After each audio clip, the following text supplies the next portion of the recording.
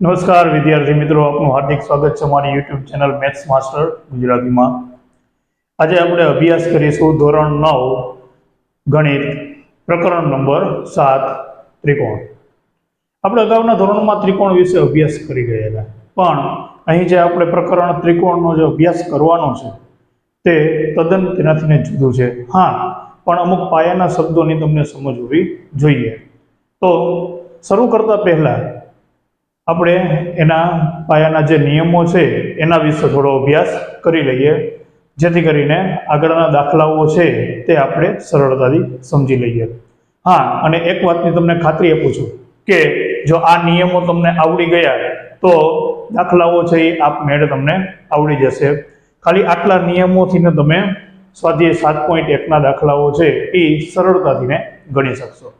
તો પહેલો નિયમ છે એનો ત્રિકોણની એકરૂપતા।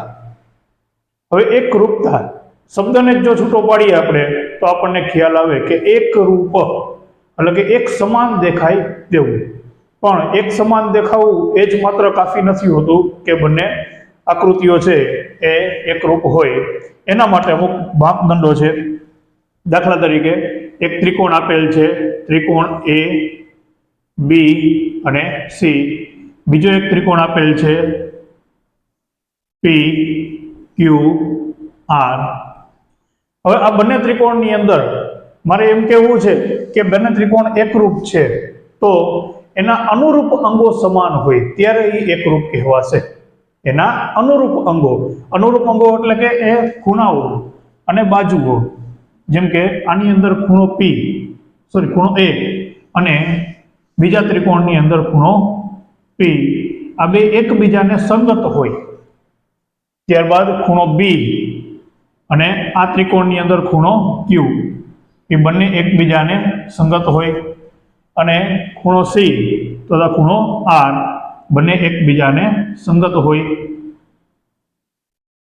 ઉપરાંતમાં જો હું કહું તો બંને ત્રણેય બાજુઓ એ બી અને પી ક્યુ બે એકબીજાને સંગત છે।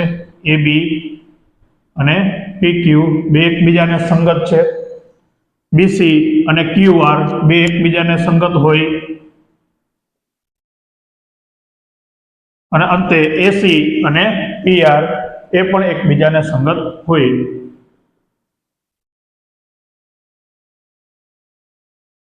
તો હું કહી શકું કે આ બંને ત્રિકોણ એકરૂપ છે, બરાબર। ત્યાર પછીનો આ ચેપ્ટરની અંદર સૌથી અગત્યનો નાનામાં નાનો જે મુદ્દો છે તે છે સીપીસીટી। સીપીસીટી જેનું અંગ્રેજી થાય છે કોરસ્પોન્ડિંગ પાર્ટ્સ ઓફ કોંગ્રુઅન્ટ ટ્રાયેંગલ્સ, એટલે કે એકરૂપ ત્રિકોણના અનુરૂપ અંગો સમાન હોય। એટલે કે ત્રિકોણ જો એકરૂપ સાબિત થઈ જાય તો એના અનુરૂપ અંગો છે તે સમાન હોય એવું આપણે કહી શકીએ। તો આ નિયમ જે છે લાગે છે નાનો, પણ કોઈ જાદુથી કમ નથી, કારણ કે આપણે સ્વાધ્યાય 7.1 ગણીશું તેની અંદર લગભગ દાખલાઓની અંદર આનો ઉપયોગ થશે અને આના ઉપયોગથી જ આપણે એ દાખલાઓ સરળતાથી ગણી શકીશું। ત્યાર પછી પૂર્વધારણા 7.1 જે નિયમ છે બાખુબા શરત। તો જોઈએ આપણે બાખુબા શરત છે એ શું કહે છે। જો બે ત્રિકોણ માટે એક ત્રિકોણની બે બાજુઓ અને અંતર્ગત ખૂણો બીજા ત્રિકોણની અનુરૂપ બાજુઓ અને અંતર્ગત ખૂણાને સમાન હોય તો તે બે ત્રિકોણ એકરૂપ છે। તો વિદ્યાર્થી મિત્રો, અહીં કોઈ પણ ત્રણ અંગોને આપણે એકરૂપ કહેવાના છે, જેથી કરીને આખો ત્રિકોણ એકરૂપ થઈ જશે। તો અહીંયા ઉપર જે ત્રિકોણ આપેલા છે તેની અંદર જ આપણે આ પૂર્વધારણાને સમજીએ કે બે ત્રિકોણમાંથી એક ત્રિકોણની બે બાજુઓ, તો અહીં હું બે બાજુ લઉં છું એ બી અને બીસી, અને આ બાજુ પી ક્યુ અને ક્યુ આર, આ બે બાજુઓ સમાન છે બંનેની અંદર। અને તેને અંતર્ગત ખૂણો આમાં બી આવે અને આની અંદર ખૂણો ક્યુ, જો આ સમાન હોય તો આ બે ત્રિકોણ એકરૂપ છે તેમ કહેવાય।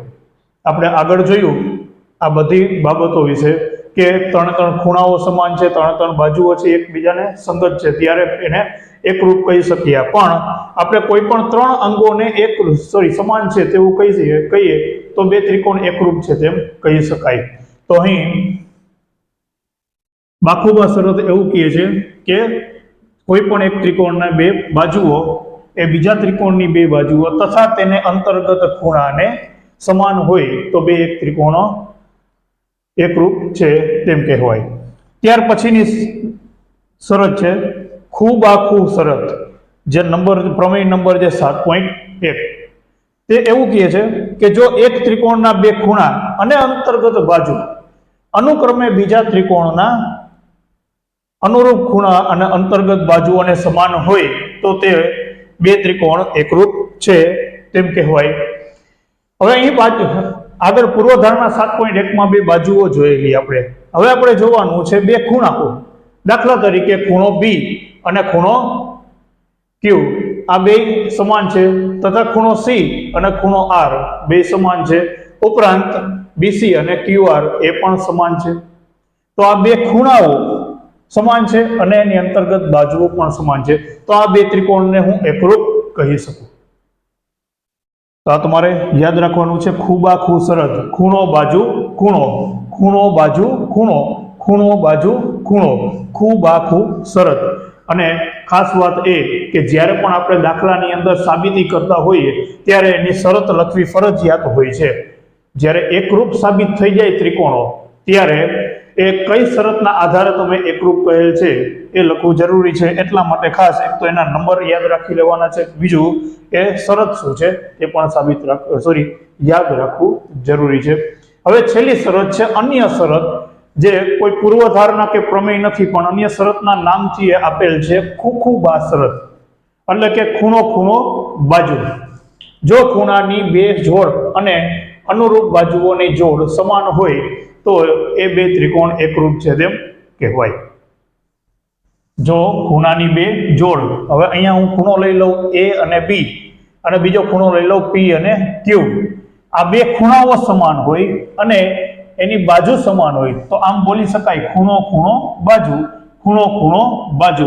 આવી રીતે જો બે ત્રિકોણની અંદર એ અનુરૂપ અંગો સમાન હોય તો એ બે ત્રિકોણો એકરૂપ છે તેમ કહેવાય.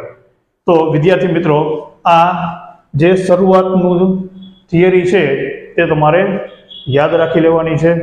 ખૂબ જ આઈએમપી છે અને ચેપ્ટર ખૂબ જ સરળ છે. બધા વિડીયો તમે જોશો તો તમને ખ્યાલ આવશે કે આપણે જે ચેપ્ટરની અંદર દાખલાઓ આપેલા છે એ કેટલી સરળતાથી આપણે ગણી શકીએ છીએ. પણ એની પહેલાં તમારે આ નિયમો છે એ પાકા કરવાના રહેશે. શું